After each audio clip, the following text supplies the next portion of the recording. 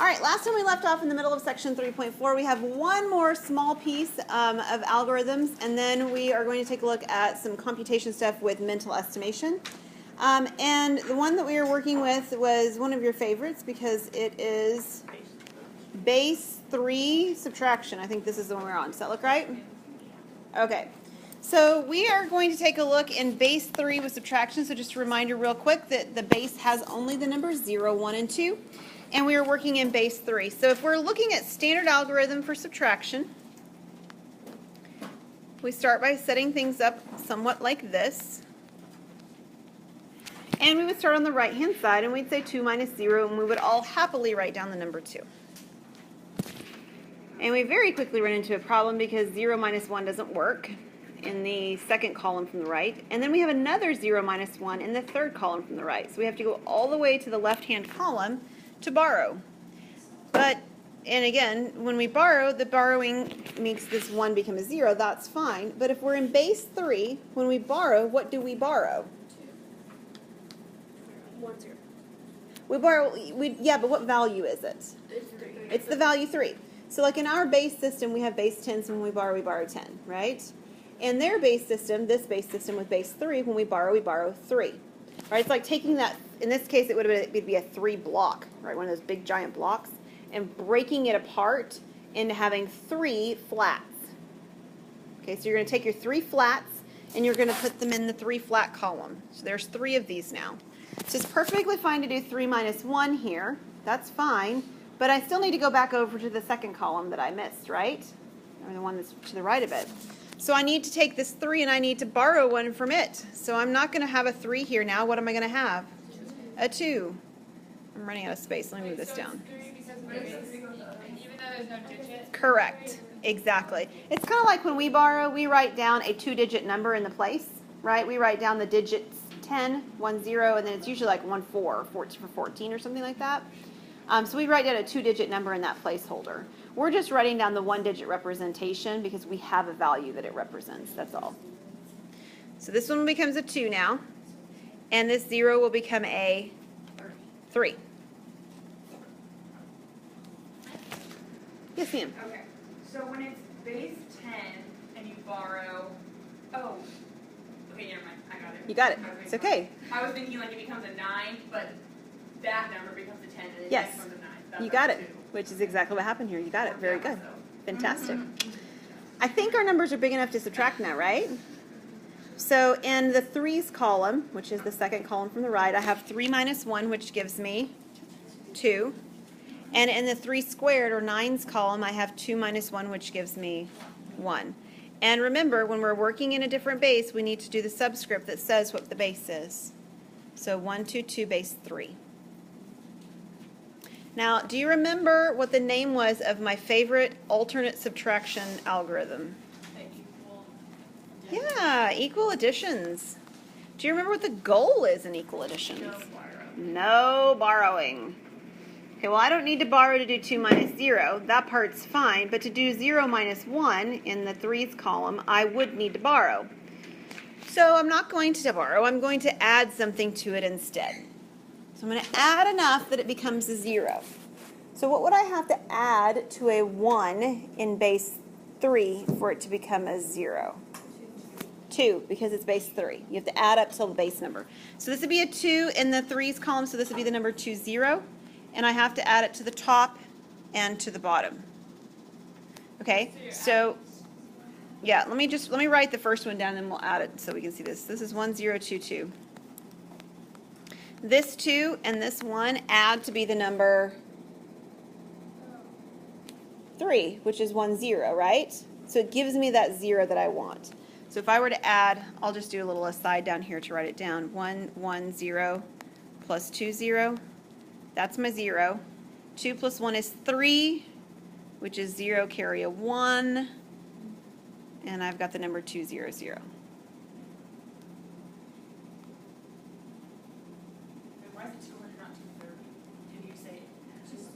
There's no 3's in base 3. So the reason I don't put a 3 here is because 3 in base 10 is a 1, 0 in base 3. So that's why you added 1. Exactly. Exactly. Okay, so adding the 2, 0 makes this become 2, 0, 0. And I'm supposed to still be subtracting, but I have another problem, right? Now I've got 0 minus 2 in the third column from the right. What do I have to add to the 2, 0, 0 for it to become a 0 in that column?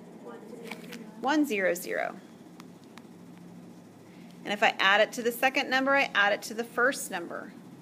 The top number is easy because it had lots of zeros in it, right? So I have 1, 1, 2, 2.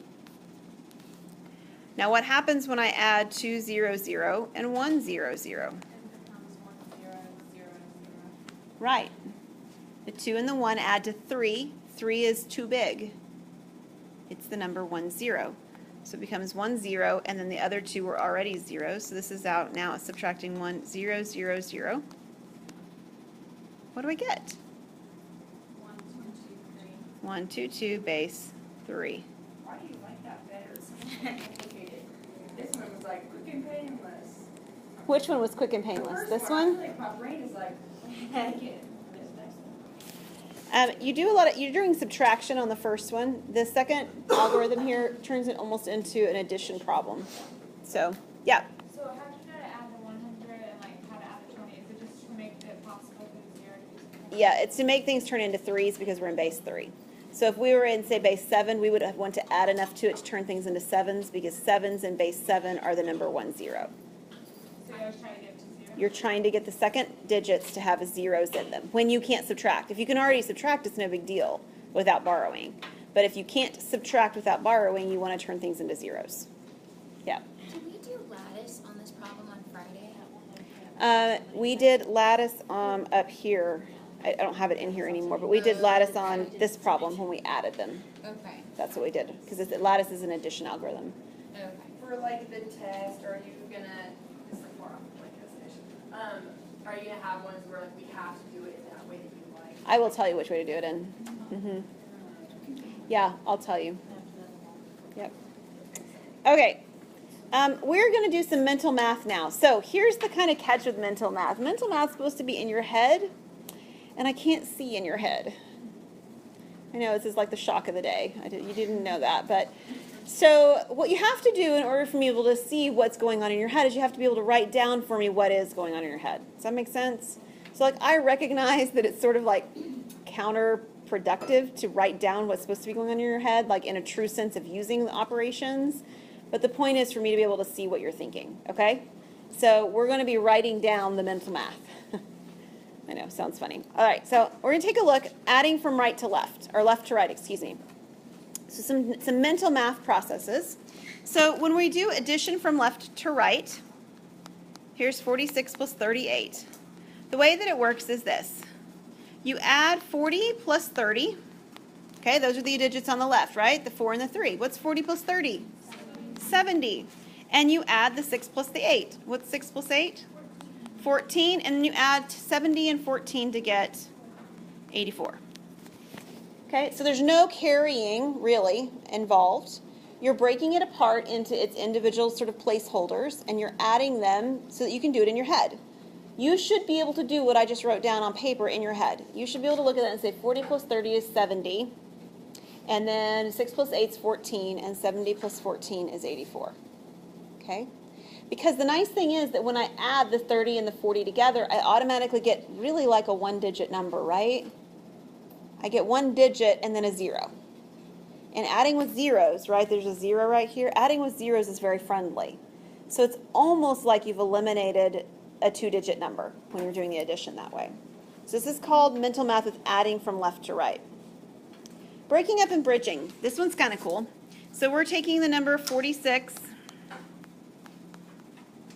plus 38. And what you do instead of adding 38 to it is you just add the 30 to it. So what's 46 plus 30? 76. You totally can do that in your head, right? 76. And then you add the leftover piece to it. So you broke 38 up. That's the breaking up. You broke it up into 30 plus 8. And then you're bridging by adding them together in different order. So 76 plus 8 would then be 84 still. Okay. Could you Now- break it up further if it's like that's kind of hard to think about that you need 4 to get to 80 and then add 4 to that? You could. Yeah, you could. That's kind of like making tens, and we've got another strategy down here that's going to sort of hit on that one, I think. Trading off. This is a fun one. Trading off looks kind of like another one that we've done. I'm going to show you it, and you tell me what it looks like. I don't know about you, but adding 38 is an awkward number to add because it's awfully close to something else, but not quite there. What number would be nicer to add than 38? It would be much nicer to add 40. So instead of adding 38, I'm going to change this number to 40, but to do that means I added 2 to it. But to compensate, I'm going to take 2 away from the top one. So 46 minus 2 would be 44. And then what's 44 plus 40? 84. So this is called trading off. What does it kind of look like? It looks like equal addition, but it's for addition instead of subtraction, right? Equal additions is where we add the same value, or we could technically subtract the same value to make zeros. This one's goal is also to make zeros. And you might look at that and say, well, why did you pick to add 2 to the 38? Why didn't you pick to add 4 to the 46? Well, you could, but you usually just pick whichever one's closer to the number that you're trying to sort of round it up to or round it down to. So I picked 38 because 38 is a little bit closer than 46. Okay? So trading off means that if I add 2 to one place, I have to subtract 2 to the other one. It's the trade-off. Compatible numbers is super friendly. I use this one when I shop a lot for estimation. These are all exact strategies still, but I use this along with estimation. The idea is that if you were adding all of these numbers together, there is some kind of an ordering that might be friendlier to add them in than others. So we're going to switch the orderings around. What 2 numbers here would be friendlier to add than just to go from left to right? 40 and 60. And then what else? 70 and 30. And why are those friendlier to add? They make multiples of 10, right? They give me something that's, or powers of 10 is actually what I wanted to say. They make powers of 10. They become 100. That's really the gist of it, right? So the number on the outside became a 100. This value became 100. And what am I missing now? The 50, which I didn't deal with already. So what's 100 plus 100 plus 50? 250. So changing the order of things, totally legit operation because we do have the commutative property of addition, right? We're allowed to do that. Totally allowed to do that. Compatible numbers. This one's going to hit on what Emily had asked about before. We're going to take the 35, although we could start with 68 if you wanted to. And I want to try and add a number to this that gets me up to the 100, kind of like over here. I looked for things that added together that worked. Now, I'm not looking for things because I don't have like multiple things adding here, but 68 is a little bit awkward to add. What's a different value that's close to 68 that would be good to add? 65. 65 is the one I want. Because I'm trying to make it up to, what's 65 and 35? 100. 100 is the magic number, or 1,000 or 10, whatever it is that's, you know, a 1 with zeros. That's our goal, all right? But I can't just add 65. I didn't have 65. I had 68. Plus 3. 68 is 65 plus 3. So we're just breaking the 68 apart into 2 things that are easier to work with. We could do it from the 68 perspective too. So this would be 100 plus my 3 for 103. Let me show you what would it look like if you did 68. So let's say you said, well, I don't want to do 35. I want to start with 68. I want to do 68 plus 35 instead. Well, that's okay. What would I have to add to 68? It's 32. And then you would have to add 3 more because it was 35. Still equals 100 plus 3, or 103. So you could do it in the other order, and that would be okay. All right, the next strategy we did with addition, and now we're going to do it with subtraction. It is called breaking up and bridging. We saw that one, right? Yeah. Okay, so let's just real quick go back and look what breaking up and bridging was. Breaking up and bridging was taking a 2-digit number and ignoring one of the digits, right? We looked at 38, and we said, let's just ignore the 8. Let's just deal with the 30, and then we'll deal with the 8. Okay, we're going to do the same thing now, but with subtraction. So we're going to do 46 minus the 30 first. So what's 46 minus 30? 16. But then I do minus the 8 and I get 8. I love that one for subtraction because the number became so much smaller when I got to 16. The 16 minus 8 is a fact that I just know. I don't really have to do anything to get it. I just know that fact. So that one's kind of friendly. Now, notice all of this so far is still mental math. I'm getting exact answers, right? Not estimations, not approximations. These are all still the same. Trading off, this is exactly the same as equal additions. Not just close, I mean like exactly the same. It's just another name for it. Now we did trading off with addition. This is trading off with subtraction.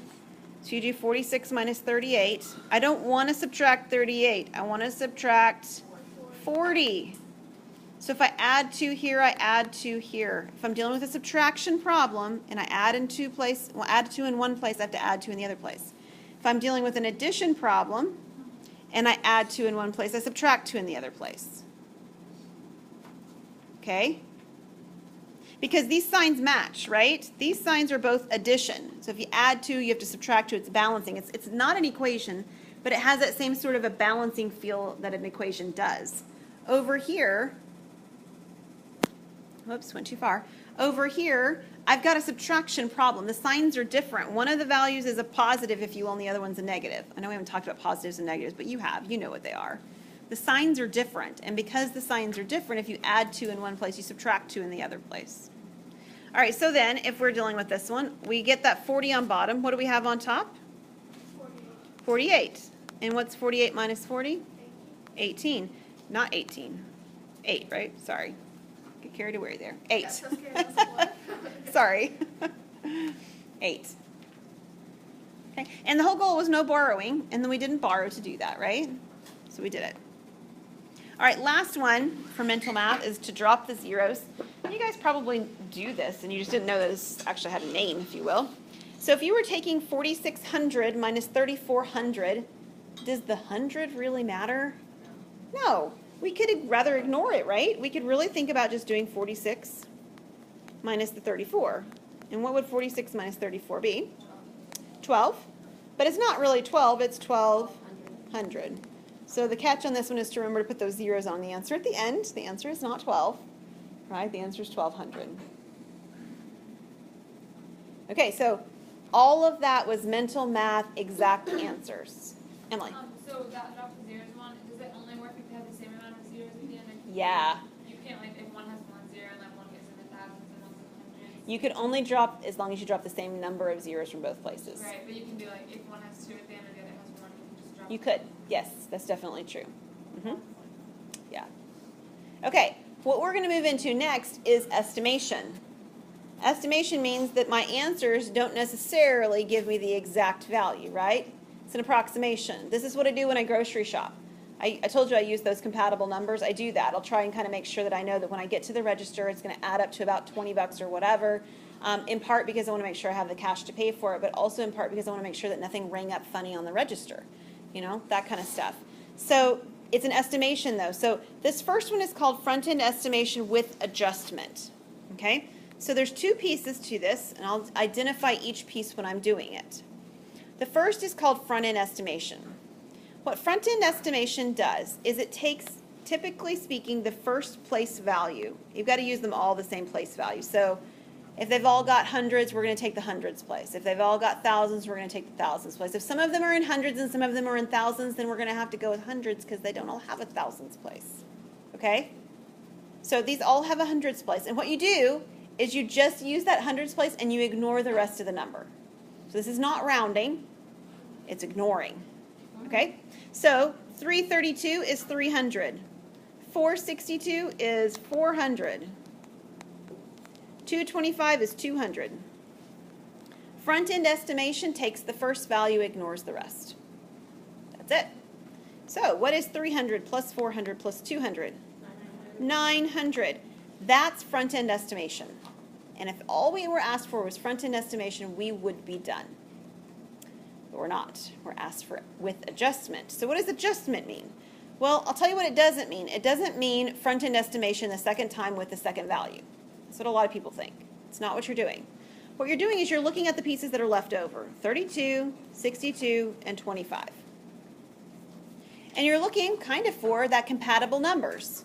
So it doesn't really make a lot of sense to join the 32 with the 25 or the 62 with the 25. But it kind of makes sense to think about these two being paired together, because if I add them together, what are they almost? 100. They're almost 100, right? So these numbers are sort of almost compatible. You add them together and they're almost 100. And then we have this extra little 25 hanging out over here on the end. So we're going to add these three together. So what's 900, 125? 1025. Now occasionally there's more than one reasonable way to do compatible numbers, and that's okay. But that's why you're going to show me what you're doing so that I can see if you're doing it in a reasonable way, and I can give you credit for it, just in case your reasonable way doesn't quite look like mine. And that can happen. It has happened. Okay? Should you say like it's approximately? Yes, you should, and it actually, at my I don't have actual directions written, but when they do have the directions written, they will say to approximate or something like that. But you're right, I should put an approximate sign too. There's approximate signs in my notes. It just wasn't on our screen. This is approximately 1025. Is it exact? No. You could accidentally end up with something that was exact, but the process by which we're doing that, we don't expect that to happen. All right, the next one is called grouping to nice numbers. And it's kind of like the with adjustment that I just did. It's kind of like that compatible numbers. You're not looking for it to be exactly equal to tens and hundreds and thousands, but you're looking for it to be pretty close. So do you see two numbers here? And you may see different than I do. So somebody tell me, one person tell me, what do you see as Leah? 64 and 35. Okay, so Leah wants to put 64 and 35 together. Are you guys good with that? That's about 100, right? Okay, so there's 100. What else would you guys like to put together? 55 and 42. 55 and 42. Those are pretty close, right? 55 and 42, that's another 100. And then I realize this says 71, but we're going to just write down 70, right? The whole point is that we're approximating things. So since we're trying to use these nice numbers, we approximate that to 70. And what is my total? 270. So we have the 270 on that one. Now I will say that in my notes, I don't have an answer of 270, just so you know. I have an answer of 255. Are 270 and 255 close together? They're pretty close. I mean, we're 15 off. If you're $15 off and you're doing something with a between a $200 and a $300 amount, you're pretty close, right? It's an approximation.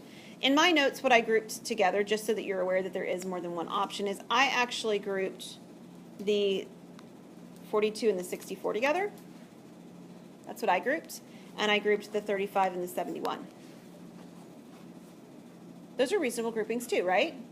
And then I just left the 55 as 55. I could have rounded it to 50 or to 60, but 55 is halfway, so I just left it. Okay. Let's see. Clustering.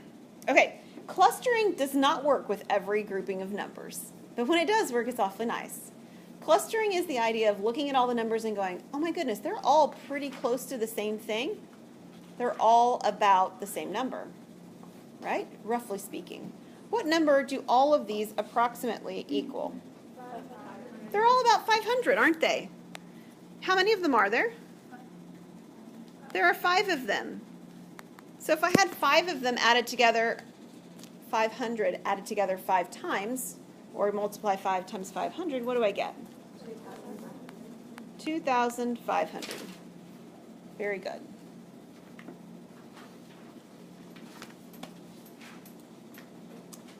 Okay, rounding. You guys have seen this one before, I know. The catch on rounding is that you need to decide, if they don't tell you already, what you're going to round to.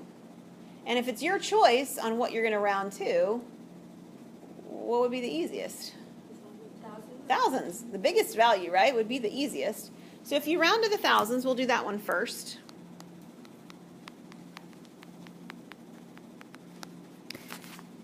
So if you're rounding in the thousands place, that's the 4 at the beginning, you look at the second place over, which is the 7. And if it's a 5 through 9, you round up And when I mean round up, it means you take the 4 and you round it up to a 5. If it's a 0 through 4, you round down, and by rounding down, I mean you take the 789 and you'd wipe them all out to 0. That would be rounding it down. So it wouldn't actually affect the 4, it would affect the rest of the number. So this is going to be either 4,000 or 5,000. Which one will it be? This will be a 5,000. What about the second one, 3,148? Right, that 1 will make the 3,148 round down to 3,000.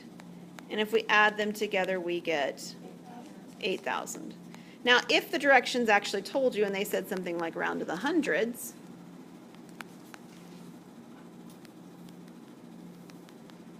now you're actually going to be looking at the 7's place and the 1's place, and you're going to be looking at the 8 next to it and the 4 next to it. So 4,789, the 4,000 stays for sure. The 7 will either stay 7 and round down the rest of them, or change the 7 to an 8 to round up. So which one will this be?